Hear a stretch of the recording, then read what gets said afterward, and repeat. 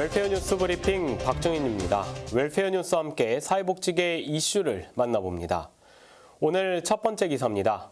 국가인권위원회가 장애인 콜택시 이용객의 사생활과 개인 정보를 보호할 수 있도록 영상 기록 장치에 대한 지침을 마련하라고 국토교통부에 권고했습니다. 기사에 따르면 현행 교통약자법상에는 특별교통수단에 대한 영상 기록 장치 설치, 운영에 관한 별도의 지침이 없는 상태입니다. 이에 인권위는 장애인 콜택시의 경우 여객자동차 운수사업법상 여객자동차가 아니지만 이 교통약자법상 장애인 등 교통약자의 이동을 지원하는 특별교통수단임에 따라 이용객의 개인정보를 안전하게 다뤄야 할 필요성이 있다고 밝혔습니다. 다음 뉴스입니다. 시민과 기업으로부터 기증받은 물건의 판매한 수익으로 이 장애인을 고용하는 장애인 직업재활시설인 굿윌스토어가 경기도 성남시에 개점했습니다. 성남시 중원구 단대 오거리에 문을 연 굿윌스토어는 의류와 생활용품, 식료품 등 다양한 상품을 판매합니다.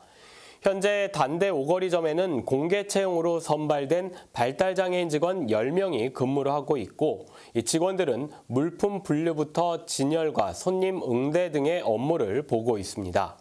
한편 굿윌스토어는 지난 2011년부터 현재까지 전국에 22개 지점이 운영되고 있으며 300여 명의 장애인들이 근로를 하고 있습니다. 다음 뉴스입니다. 부산 외국어대학교 총학생회가 시청각 장애아동들을 돕기 위해 나섰다는 소식입니다. 부산외대 총학생회는 130만 원의 기부금을 헬렌 켈러 센터에 전달하고 이 센터는 기부금을 시청각 장애아동의 촉감 교육을 지원하는 데 사용할 예정입니다. 부산외대 총학생회는 근본 기부가 소외된 이웃에게 도움이 될 수 있어 기쁘고 시청각 장애아동들이 헬렌 켈러와 같이 자신이 원하는 일을 하며 꿈을 이뤄갈 수 있기를 바란다고 말했습니다. 다음 뉴스입니다. 월드비전이 배달대행 민간 회사와 함께 결식아동을 위한 모금 캠페인을 시작했습니다. 월드비전은 방학 동안 보호자의 돌봄 부재와 학교 급식 중단으로 끼니를 해결하기 어려운 아이들에게 식사를 제공할 예정이라고 하는데요. 월드비전은 단순히 도시락 지원에만 그치지 않고 모든 아이들이 건강하고 행복하게 성장할 수 있도록 지원을 지속해서 확대할 계획이라고 밝혔습니다. 더 자세한 뉴스는 장애인 신문과 웰페어 뉴스 홈페이지를 통해 확인할 수 있습니다. 시청자 여러분 안녕하십니까? WBC 복지TV 뉴스 24입니다. 오랜 기간 장애인 보조기기 보험급여 기준액이 동결되면서 당사자들의 어려움이 많았는데요. 앞으로 급여 기준액이 인상되면서 장애인의 경제적 부담이 낮아진다는 소식입니다. 보건복지부는 지난달 29일 열린 제11차 건강보험정책심의위원회에서 내년도 의원과 약국 환산지수 결정안을 의결하고 장애인 보조기기 급여 기준 조정안을 논의했습니다. 먼저 내년에 적용될 요양급여 비용은 올해 대비 1.98% 인상하기로 했습니다. 특히 장애인 보조기기 보험급여 품목 중 장기간 급여 기준액이 동결된 전동 휠체어와 전동 스쿠터, 관련 전지의 기준액을 인상해 장애인의 경제적 부담을 크게 낮췄습니다. 스스로 자세를 바꾸기 어려운 중증 장애인의 욕창 예방 등을 위해 전동 휠체어 항목의 옵션형을 신설하고 기존 급여 기준액 대비 81% 증액된 380만 원까지 지원하기로 했습니다. 이외에도 일반형 전동 휠체어 13%, 전동 스쿠터 15%, 관련 전지 19% 등 각각의 급여 기준액도 인상됩니다. 해당 장애인 보조기기의 급여 제품 세분화와 기준액 인상은 관련 시행규칙 개정 등을 거쳐 내년 하반기에 시행될 예정입니다. 처음 가는 길을 찾아갈 때 도보 내비게이션 자주 사용하실 텐데요. 장애인의 경우 정확한 입구나 경사로 안내 등 보다 세부적인 정보가 필요한 경우가 많습니다.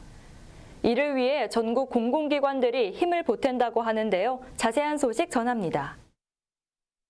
한국장애인 고용공단이 전국 27개 공공기관과 함께 장애인 이동권 향상을 위한 보도 내비게이션 빅데이터를 구축하는 시시각각 프로젝트 시즌2를 이번 달부터 3개월간 추진합니다.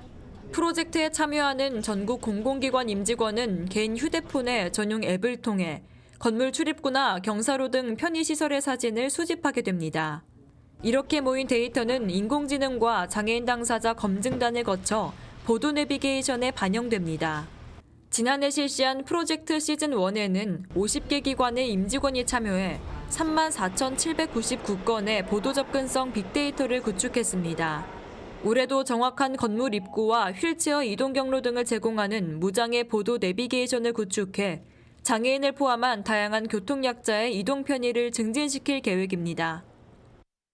디지털 기술의 발전은 우리의 삶을 보다 편리하고 풍요롭게 만들었습니다.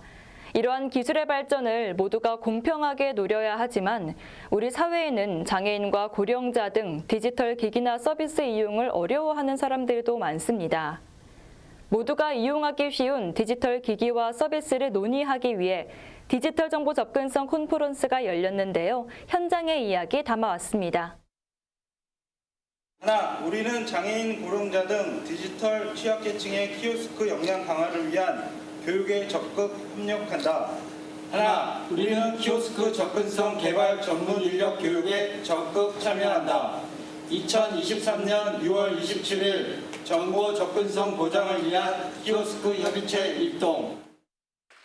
6월 정보문화의 달을 맞아 지난달 27일 서울 포스트타워에서 디지털 정보 접근성 컨퍼런스가 열렸습니다. 장애인과 고령자 등 모두가 이용하기 쉬운 디지털 기기와 서비스를 논의하기 위해 정부와 기업, 학계 등 다양한 분야의 전문가들이 한자리에 모인 겁니다. 접근성, 모두를 위한 디지털 기술을 그려나가다라는 주제로 열린 이번 행사는 과학기술정보통신부가 주최하고 한국지능정보사회진흥원과 ICT 정보접근성 표준화 포럼이 주관했습니다. 일부 계층에게는 접근과 활용의 어려움으로 인해서 디지털이 새로운 장벽이 되기도 합니다. 어느 누구도 디지털 기술과 서비스로부터 소외되지 않도록 관심과 힘을 모아주시면 감사하겠습니다. 지난 3월 장애인 차별금지와 권리구제 등에 관한 법률이 개정돼 모바일 앱과 키오스크에 대한 장애인 접근을 보장하는 의무가 신설됐습니다. 이러한 움직임에 과학기술정보통신부도 키오스크 UI 플랫폼 구축을 추진하는 등 디지털 접근성 강화에 발맞추고 있습니다. 우리 모두는 나이가 들어 언젠가는 노인이 되고 학습 속도가 느려지고 눈이 잘 안 보이고 귀가 들리지 않기도 합니다. 이러한 분들도 자유롭게 사용할 수 있는 모두를 위한 디지털 기술이 중요한 시점입니다. 특히 이날 행사에서 모두가 쉽게 쓰는 키오스크의 확산을 위한 키오스크 접근성 보장 협의체도 출범했습니다. 협의체에 참여한 키오스크 개발사, 제조사, 운영사 등 총 43개의 기업은 UI 개선, 키오스크 이용 교육, 접근성 인식 제고 등을 위해 적극 협력하기로 했습니다. 우리 사회 곳곳의 이야기를 사연과 제보로 직접 만나보는 나도 말 좀 합시다입니다. 최근 장애인 생산품이 품질을 높여 소비자들에게 다가가고 인정받을 수 있도록 꾸준히 노력하고 있다는데요. 그 목소리 함께 들어보시죠.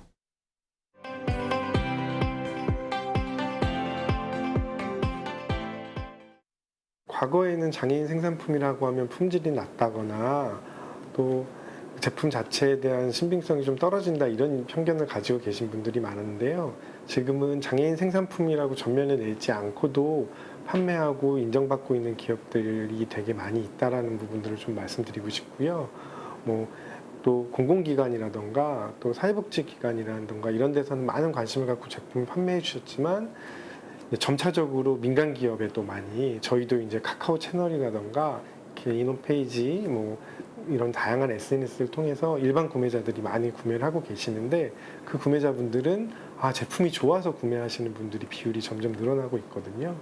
그래서 저희 같은 제품이 그런 다양한 인증제를 거쳐서 안정화될 수 있게 노력도 같이 하고 있기 때문에 많은 관심을 갖고 사용을 해주신다면 아마 만족감이 높은 제품들을 많이 만나실 수 있을 거라 생각합니다. 판로 확보가 쉽지 않아 대부분 공공시장에 의존하고 있는 장애인 생산품이 민간시장으로 나오기란 쉽지 않은데요. 국내 최초로 백화점에 장애인 생산품이 입점하는 성과를 거뒀다는 소식입니다. 서울시는 지난달 23일부터 현대백화점 온라인 리빙식품관인 현대식품관 투홈에 장애인 생산품이 국내 최초로 입점했다고 밝혔습니다. 그동안 정부나 지자체, 공공기관 등을 중심으로 판매됐던 장애인 생산품이 민간 시장으로 확대된 건 이번이 처음입니다. 입점 제품은 서울시 장애인 직업재활시설 등 40여 개의 시설에서 생산한 110여 개의 제품으로 식료품과 생활용품 등입니다. 그간에는 장애인 생산품 판매시설이 공공기관이나 우선구매 특별법에 따라서 국가나 지방자치단체 이런 쪽에 판로를 개척했다고 하면 민수시장으로 저희가 처음으로 판로 개척을 했다는 데 좀 의의가 있다. 서울시는 입점 참여기관을 확대해 점차 다양한 품목의 장애인 생산품을 판매할 예정이라고 밝혔습니다. 경제 상황이 되게 어려운 속에서 장애인분들이 그런 판매를 통해서 생산품 판매를 통해서 장애인 고용 창출이나 또는 소득이 좀 더 많이 향상되는 그런 계기가 됐으면 좋겠습니다. 또한 입점을 기념해 지난달 23일부터 한 달간 구매 금액이 큰 구매왕과 행사를 널리 알린 홍보왕을 선정하는 등 다양한 행사도 개최할 예정입니다. 장애인 직업재활시설은 장애인에게 직업의 기회를 제공할 뿐 아니라 여러 프로그램과 훈련을 통해 사회 참여의 초석을 제공합니다. 능숙한 손놀림으로 만들어낸 장애인 생산품, 그 생산 현장을 직접 방문해봤습니다. 물에 불린 쌀을 곱게 빻은 가루에 아낌없이 듬뿍 넣은 고명. 찜기틀에 찜기를 올린 후 12분 동안 기다리면 모락모락 김이 나는 맛있는 떡이 완성됩니다. 모두가 분주히 움직이는 떡 생산 현장. 이곳은 청각장애인과 발달장애인 근로자들이 일하는 동작구의 한 장애인 직업재활시설입니다.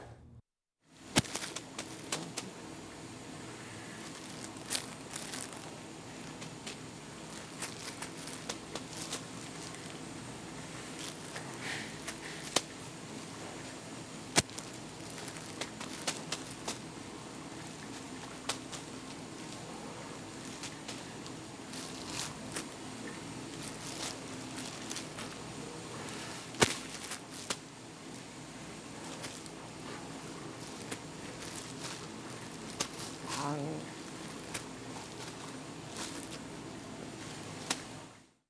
2020년 식품의약품안전처의 해썹 인증까지 받아 더욱 안전하고 위생적인 환경에서 떡을 생산할 수 있게 됐습니다. 장애인이 만들면 지저분할 것이다, 비위생적일 것이다 라는 그런 편견을 많이 가지고 있었습니다.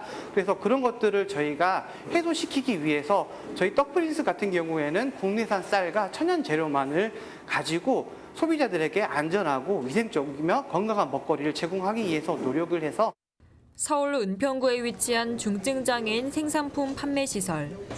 수제 비누를 위주로 판매하던 이곳은 좋은 품질과 저렴한 가격으로 인기를 끌어 최근 샴푸, 바디워시, 클렌징 폼 등으로 품목을 넓혔습니다. 이곳에서 일하는 50여 명의 근로장애인들은 작업 공정의 80% 이상을 담당하고 있습니다. 수제 비누의 원료 배합을 담당하고 있는 서송원 씨는 항상 남들보다 1시간 일찍 출근합니다. 벌써 이곳에서 일한 지 14년이 됐습니다. 내가 만든 비누를 사람들이 써주면 기분이 좋아요. 월급받아서 맛있는 것도 사 먹을 수 있어서 좋아요. 사람들이 비누를 많이 썼으면 좋겠어요. 장애인 생산품을 만드는 시설은 대부분 소규모로 운영돼 대기업과의 단가 싸움에서 어려움을 겪고 있습니다. 전문적인 홍보나 마케팅 인력도 부족한 상황이지만 좋은 품질의 다양한 상품을 생산하려는 노력을 꾸준히 이어오고 있습니다. 제품 자체가 이제 좋구나라는 인식이 없으면 판매 자체는 어렵기 때문에 그 품질에 대한 것들을 저희는 그래도 최우선으로 하려고 항상 노력하고 있습니다. 장애인 생산품의 판매는 장애인의 일자리 창출과 소득 보장에도 큰 기여를 하고 있습니다. 수익 사업 자체가 활발해지면은 아무래도 현재 여기에서 근로하고 있는 장애인뿐만 아니라 직업 생활의 꿈을 키워나가고 있는 그런 AV 근로 장애인분들에게 더 많은 그런 혜택이 돌아갈 수 있을 것 같아가지고요. 저희 제품 많이 사랑해 주시고 이렇게 구매해 주시면 감사하겠습니다. 모두의 노력으로 경쟁력을 갖춰가는 장애인 생산품. 앞으로 다양한 판로 개척으로 사람들의 관심이 한층 높아지고 인식도 함께 넓혀지길 바랍니다. 이어서 복지계 정책 소식입니다. 보건복지부는 이번 달부터 재가 의료급여 시범 사업을 시도 16곳, 시군구 73곳으로 확대 시행한다고 밝혔습니다. 재가 의료급여 시범 사업은 입원 필요가 낮은 장기 입원 의료급여 수급자가 퇴원 뒤 집에서 안정적으로 생활할 수 있도록 지원하는 지역사회 사업입니다. 재가 의료급여 대상으로 선정되면 각 대상자별로 필요한 서비스를 조사해 수립된 1인 돌봄 계획에 따라 최대 2년간 의료나 돌봄 같은 필수 급여와 냉난방 용품 지원 등의 선택급여를 받을 수 있습니다. 개인정보보호위원회가 아동청소년 디지털 일칠권리 시범사업 시행 2달을 맞아 지난달 30일까지 신청된 3,488건을 분석했습니다. 그 결과 게시물 삭제 요청자 수가 가장 많았던 연령은 15세, 게시물 삭제 요청이 가장 많은 사이트는 유튜브로 나타났습니다. 지난 4월 24일부터 시작된 해당 시범 사업은 만 18세 미만 아동 청소년 시기에 온라인에 게시한 글과 사진, 영상이 개인정보를 담고 있는 경우 해당 게시물의 삭제를 도와주는 서비스입니다. 해당 서비스는 만 24세 이하 국민이라면 누구나 이용할 수 있습니다.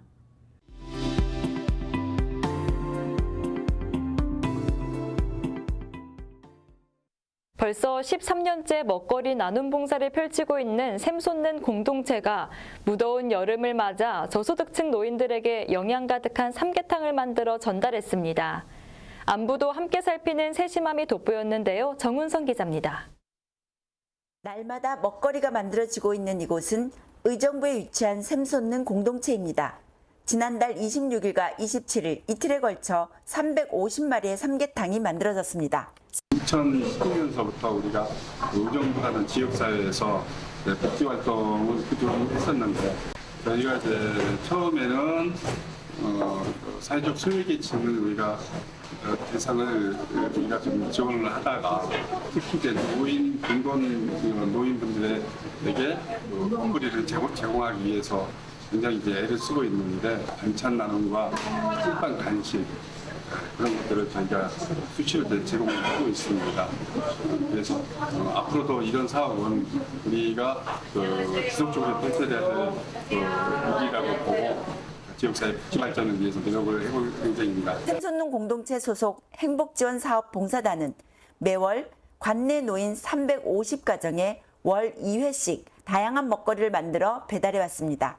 어제 돌리고 보니까 어르신들이 전화가 오더라고요.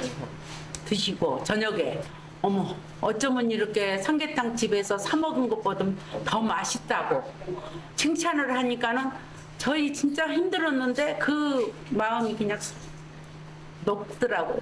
올해로 13년의 먹거리 나눔을 꾸준히 해온 샘솟는 공동체는 4년 전부터는 빈곤 노인 가정을 발굴해 산지 직송, 국산 재료만 엄선해 만든 먹거리로 노인들의 건강한 식생활을 지원하고 있습니다. 보이지 않는 곳에서 작은 것부터 꼼꼼하게 챙겨 지원하며 나눔을 실천하는 공동체, 봉사단의 활동이 있기에 시민들이 행복합니다. 복지TV 경기방송 정우선입니다. 의정부시 통합 돌봄체계 구축과 돌봄 모형 개발을 위한 포럼이 진행됐습니다. 경기 북부 시민들의 통합 돌봄에 대한 관심과 기대를 모았는데요. 정훈선 기자입니다. 지난 30일 의정부시 녹양종합사회복지관에서는 의정부시 통합돌봄 체계 구축과 돌봄 모형 개발을 위한 포럼이 진행되었습니다. 포럼은 한울의료복지 사회적 협동조합 창립 총회 기념으로 개최되어 좌장으로 의정부시 희망회복종합지원센터 김충식 센터장이, 발제는 신한대학교 사회복지학과 항희숙 교수가, 토론회는 의정부 백병원 이한재 과장, 의정부시 사회복지협의회 윤현희 회장, 의정부시의회 강선영 의원, 경기과학기술대학교 현명진 교수가 참여했습니다. 이번 포럼은 보건의료가 강화된 통합돌봄 모형에서의 의료기관의 역할, 노인 인구 증가에 따른 보편적 예방 차원의 돌봄체계 구축, 국내외 통합돌봄 운영 사례 고찰과 실효성 있는 국내 정책 개발의 필요성이 논해지는 시간으로 경기 북부 시민들의 통합 돌봄에 대한 관심과 기대를 모았습니다. 복지TV 경기방송 정우선입니다. 최중증 장애인 당사자들이 직접 그린 작품을 모은 미술 전시회가 지난 26일부터 10일간 순천에서 열렸습니다. 전시회 준비의 모든 과정에 장애인 당사자들이 주도적으로 참여했다고 합니다. 황영재 기자입니다. 최중증 장애인 당사자들이 2023년 전남형 권리중심 공공일자리 사업 어반 스케치 프로그램에서 그린 작품을 한데 모은 미술전 권리가 미술을 만날 때가 순천 장천 파랑새 창고에서 열리고 있습니다.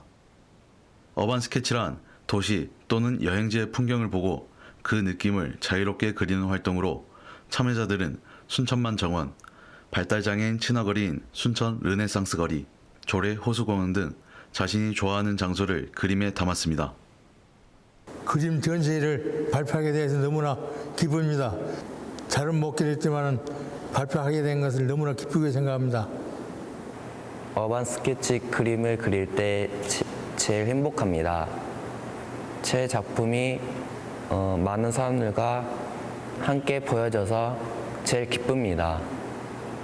이번 전시는 장애인 일자리 참여자들이 그림 그리기와 전시회 준비의 모든 과정에 주도적으로 참여해서 더욱 뜻깊은 자리가 됐습니다.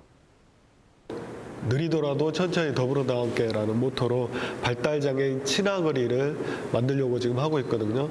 이제 의사소통할 수 있고 또 친근하게 다가갈 수 있는 OT존 가게들을 이제 더 발굴해서 많은 발달장애인들과 시민들과 더불어 살아갈 수 있는 그런 환경을 조성할 계획입니다.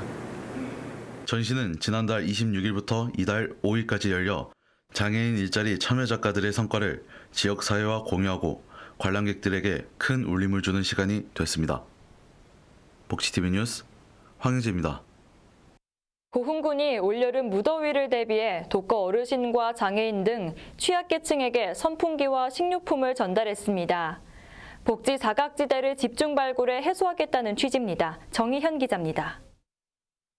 올 여름 슈퍼 엘니뇨 등장으로 역대 최악의 폭염이 발생할 가능성이 전망되고 있는 가운데 취약계층의 안전한 여름나기 지원의 필요성이 높아지고 있습니다. 고흥군과 고흥군 지역사회보장협의체는 지난 28일 군청사에서 여름철 무더위를 대비해 독거 어르신, 장애인, 한부모 가구 등 취약계층에게 선풍기와 식료품을 지원하는 전달식을 가졌습니다. 이번에는 이제 혹서기 대비해서 우리 취약계층 분들이 조금 더 안전하고 시원한 여름을 보낼 수 있도록 이렇게 사업을 추진했고요. 자체 우리 읍면에서 여러 가지 우리 국민들을 위한 다양한 복지 시책들을 추진하고 있습니다. 고흥군 각 읍면 지역사회보장협의체에서는 지역 내 무더위 취약계층 500여 가구에 물품을 전달하며 건강과 안부도 함께 살필 예정입니다. 군은 여름철에 취약한 위기 가정을 발굴 지원하기 위해 오는 8월 31일까지 복지 사각지대 집중 발굴 기간을 운영하고 있으며 지역사회 보장협의체를 중심으로 인적 안정망을 구축해 복지 사각지대 해소에 총력을 기울이고 있습니다. 복지TV 뉴스 정의연입니다.